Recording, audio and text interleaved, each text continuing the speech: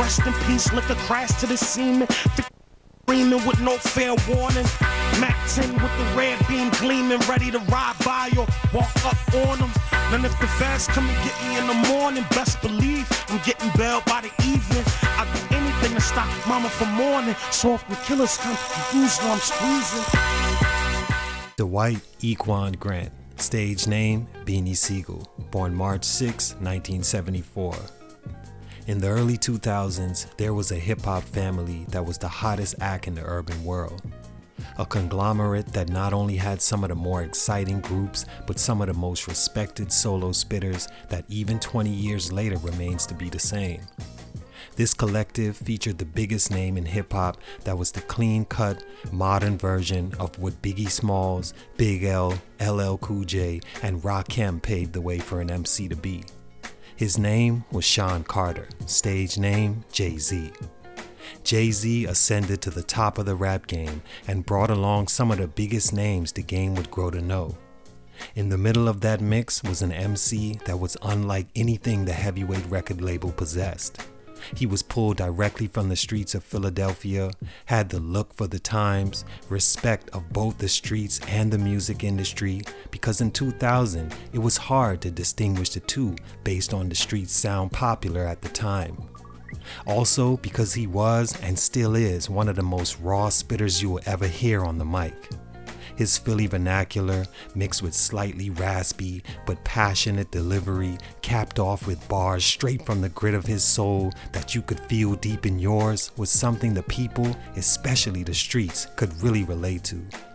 For this reason, they supported him as he brought his own guys to the unit and was looking like a more gritty, rough version of his mentor at the time, Jay-Z. In the early 2000s, people loved that, but somewhere down the line, that all switched and he fell short of expectations, although no one will say it out loud. His reign was short, only lasting from 1999 to about 2005, but he's forever etched in this thing we call hip-hop and forever will be remembered as one of the best to ever do it, even if to not have become a superstar is attached to it. Let's talk about why Beanie Sigel's growth was stunted. Salute to my man BX_V.I_Blanco for this request. It's your boy JC Stunted Growth. Get it. It's all good now. We out the hood now.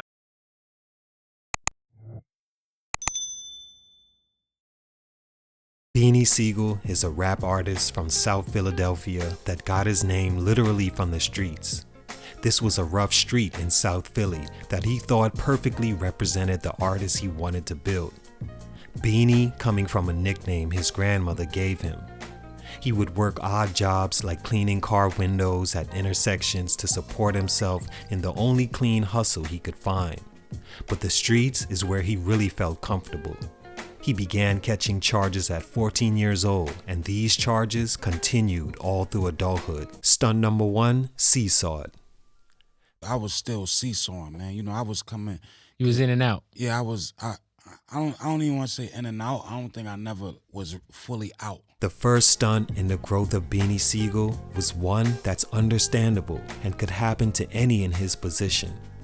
Sigel was seesawed between the streets and a chance to really make it out and become a rap superstar. It's weird though, because being that street guy he was the reason he even had a chance to get out in the first place. Like mentioned, his lyrics bleed the voice of the streets, whether good or bad. Whether he ends up dying on that hill or not, his music was created, developed, produced, and taken in by the masses because of him being from the streets.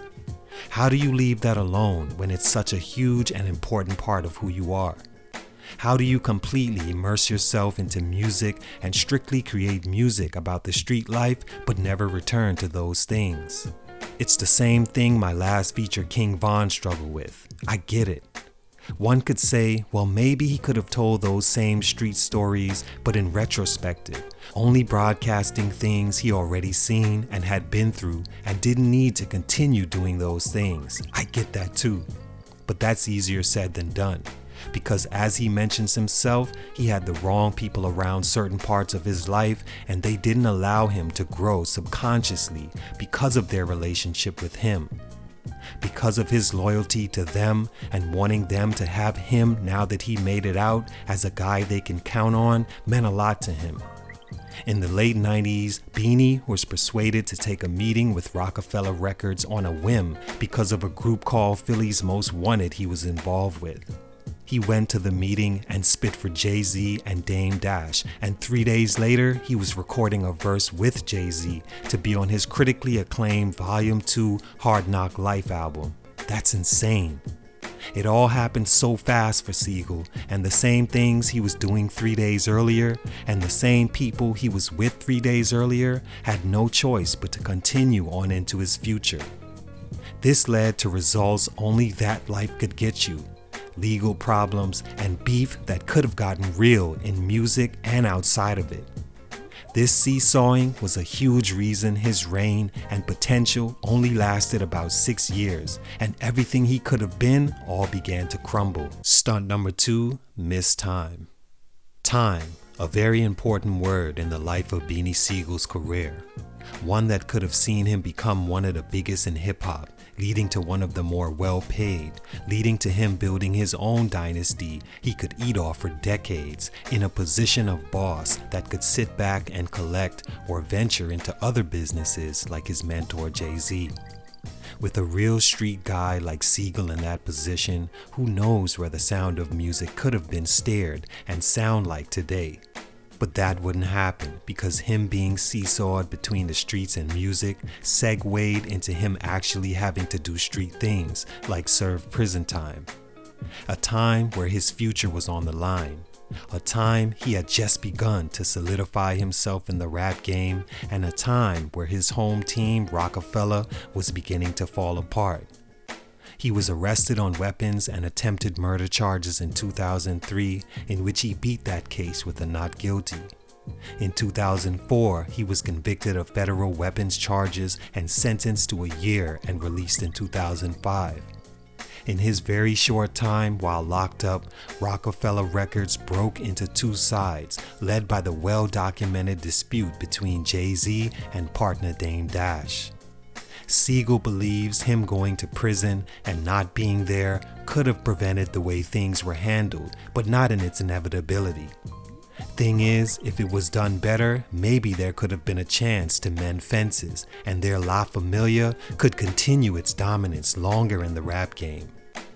After his release, he was forced to pick sides in a way, and at first decided to roll with Dame in his new music group because Dame and himself had an actual relationship outside of music and he and Jay-Z didn't. Later, he would state that he didn't want parts in choosing and released his next album, The Solution, on Rockefeller Records in 2007 after re-signing with them in 2006. With his career in limbo, Sigel received even more charges in the upcoming years and even did another 2 years for tax evasion in 2012. His legal troubles cost him so much important time that could have been spent becoming who he was supposed to be, the truth. Stunt number 3, a different sound. Through everything going on in Beanie Sigel's life and music throughout the 2000s, him having legal troubles he was, his label and family as he called it splitting in two for the world to see, and him having to choose a side or not, to him eventually falling out with Jay-Z and even dissing him on wax, to the game changing into a newer sound. He could have still had a lane for himself because he was just that real and that good to too many people that came from where he's from. But in 2014, he was shot. He required surgery that saved his life, but also took giving up a large portion of his lung to do so. That resulted in him having a limit to his speech output and him sounding a lot different. Some describe it as a loud whisper. Some say he sounds like a watered-down version of himself. Whatever you call it, it wasn't what the people grew to know and love, and it costed him a lot of his fan base. A fan base that eventually moved on, and as the game changed, new consumers who wanted the newer, more melodic sound opposed to the storytelling and harder rap bars began to usher in.